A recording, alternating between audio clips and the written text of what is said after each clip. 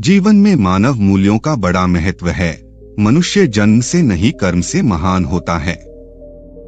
जन्म किस कुल में हुआ है यह इतना महत्वपूर्ण नहीं है जितना यह कि हमारा कर्म किस कुल का है। जन्म से कहीं कोई भेद नहीं होता। जो भेद होते हैं वह सब जातिगत है। जाति मात्र हमारी पहचान के लिए है, ना कि जीवन के निर्धारण के लिए।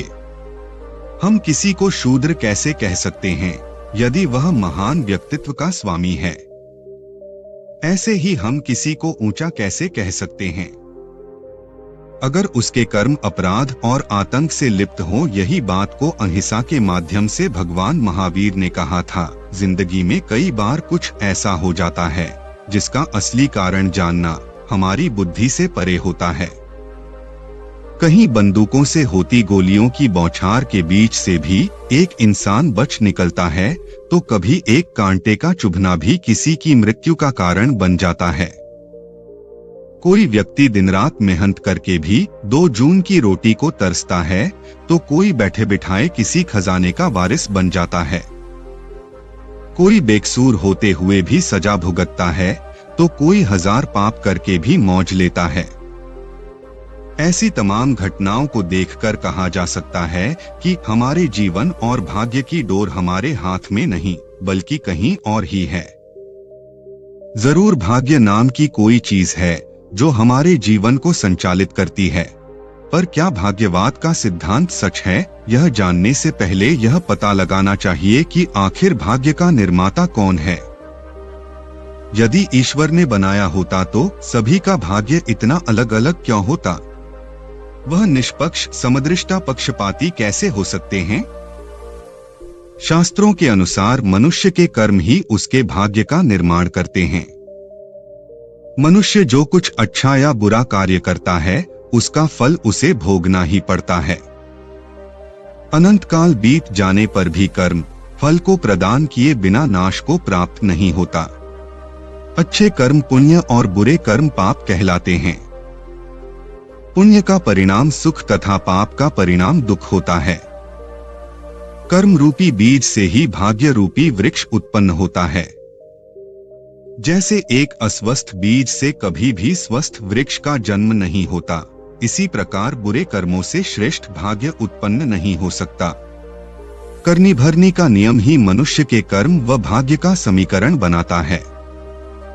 सदियों से कहा दोहराया जा रहा है कि कर्म रेख नहीं मिटे, करो कोई लाखों चतुराई, विधि का लिखा को मेटन हारा आदि। जरूर कुछ ऐसा है जो विश्वास दिलाता है कि कोई रेखा ऐसी होती है जो अपना फल दिए बिना मिटती नहीं। जो लोग इस सिद्धांत को अस्वीकार करते हैं वे इस प्रश्न का उत्तर देने से बचते हैं कि अनेक बार बच्चा जन्मजात रोगी अथवा विकलांग क्यों होता है। कुत्ते कार में क्यों घूमते हैं तथा मेहनत करने के बावजूद कुछ लोग कष्ट में क्यों रहते हैं। निसंदेह ईश्वर की सबसे उत्तम रचना मनुष्य ऐसी किसी विवशता का गुलाम नहीं है। अगर परिस्थितियां इंसान को गढ़ती हैं तो वह भी परिस्थितियों को गढ़ने का सामर्थ्य रखता है। महान विद्वान आचार्य पाणिनि का जीवन ऐसे ही संकल्पयुक्त पुरुषार्थ का उदाहरण है। वह बचपन में एक कमजोर बुद्धि के बालक थे। पढ़ा हुआ कोई भी पाठ उन्हें याद नहीं रहता था। एक बार उनके गुरु उनके हाथ की रेखाओं को पढ़ने लगे। बालक पाणिनि ने पूछा, गुरुजी आप क्या ढूंढ रहे हैं। गुरु ने कहा, विद्या रेखा। उत्सुकता भरे स्वर में पाणिनि ने पूछा, मेरे हाथों में विद्या रेखा है न गुरुजी। पाणिनि के सवाल से गुरुजी उदास हो गए। उन्होंने कहा, नहीं बेटे, तुम्हारे भाग्य में विद्या नहीं है, तुम कभी नहीं पढ़ सकोगे। पाणिनि यह सुनकर बहुत विचलित हुए। वह झट से एक छुरी उठा लाए और दृढ़ शब्दों में बोले, मैं अवश्य पढ़ूंगा, अपने हाथ की रेखाओं को बदल डालूंगा। आप मुझे बताइए विद्या की रेखा कहाँ होती है। बताए गए स्थान पर उन्होंने चाकू से एक लकीर खींच दी और इसके बाद अपने वास्तविक जीवन में भी मेहनत लगातार अभ्यास से वह प्रखंड विद्वान बने। यह सच है कि एक साधारण मनुष्य को पाणिनि जैसे उदाहरण अव्यवहारिक लग सकते हैं, उसका परास्त मनोबल एक ऐसे प्रभावशाली सूत्र की तलाश करता है जिसे वह अपने जीवन में लागू कर सके और जिसके आधार पर वह बड़ी आसानी से अपने बिगड़े भाग्य को संवार सके। ऐसे व्यावहारिक और प्रभावी सूत्र को मानव जाति के सामने हमारे महापुरुषों ने उजागर किया है। योगीराज श्री कृष्ण गीता में कहते हैं, ज्ञानाग्नि सर्वकर्माणि भस्मासात् कुरुते, अर्थात तत्वज्ञान रूपी अग्नि सभी कर्मों को जला देती है। साधक के सभी कर्म संस्कार इस अग्नि में समिधा रूप में स्वाहा हो जाते हैं। अब जब कर्म बीज ही जल गए तो उनसे भाग्य का अंकुर कैसे फूटेगा? अत निरंतर ध्यान अभ्यास हमारे भाग्य का पुनर्निर्माण करता है, जो विपरीत स्थितियों के बावजूद आगे बढ़ता है। दैदीप्यमान सूर्य की भांति प्रकाशित होता है। आइए हम उस आदेश को स्मरण करें जिसमें उसने कहा है, फल की कामना के बिना कर्म करते रहो।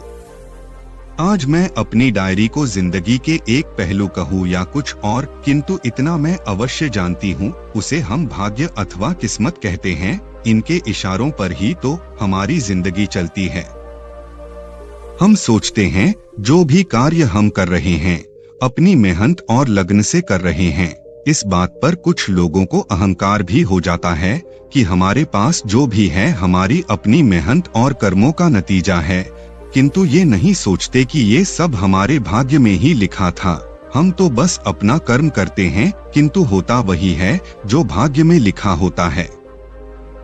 हमारे बड़े बूढ़े भी कहते सुने गए हैं कि हमारे जन्म के समय ही हमारा भाग्य तय हो जाता है और उसी के चलते हमारे विचार और कर्म बनते रहते हैं। कुछ इसके विपरीत भी बोलते हैं, किंतु जब जिंदगी उन्हें उनकी असलियत से रूबरू कराती है तो वे भी भाग्य को मानने के लिए तत्पर हो जाते हैं। कई बार हम सोचते कुछ और हैं और होता कुछ और है। ये सब हमारे नसीब का ही तो खेल है। अब देखो न, बातों ही बातों में मैंने भाग्य, किस्मत, नसीब कितने नाम गिना दिए। नाम भले ही कई हों, अर्थ तीनों का एक ही है। पुरानी कहावत है, भाग्य के लिखे को कोई नहीं मिटा सकता। इसे राजा को रंक और रंक को राजा बनाने में देर नहीं लगती। इसी विषय पर मैं तुम्हें एक कहानी बताती हूँ। एक राजा था। उसका राज्य बहुत ही खुशहाल था। उसके 3 बेटियां थीं। सब कुछ शांतिपूर्ण तरीके से चल रहा था। राजा की तीनों बेटियां अपने पिता से बेहद प्रेम करती थीं। एक दिन राजा अपने महल की छत पर टहल रहा था। सब ओर शांति थी। यह देख वो अत्यंत प्रसन्न था। कुछ देर पश्चात पता नहीं राजा को क्या सूझी, राजा जब दरबार में गया तो बोला, सभी लोग मेरा दिया मेरे भाग्य का खाते हैं। सभी दरबारियों ने हाँ में हाँ मिलाते हुए कहा, जी महाराज, हम सभी आपका दिया और आपके भाग्य का खाते हैं। राजा उनकी बात सुनकर अत्यंत प्रसन्न हुआ। तभी दरबार में उसकी बेटियां भी आ गईं।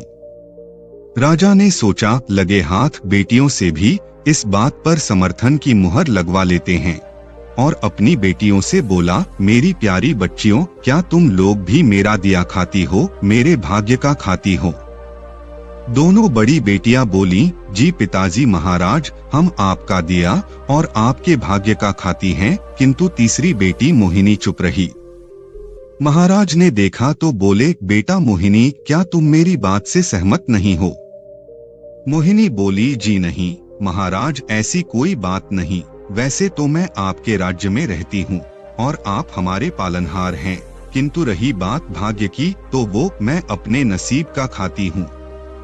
भरे दरबार में किसी ने भी राजा की बात का विरोध नहीं किया और उसकी अपनी ही बेटी उसके विरुद्ध बोल रही है।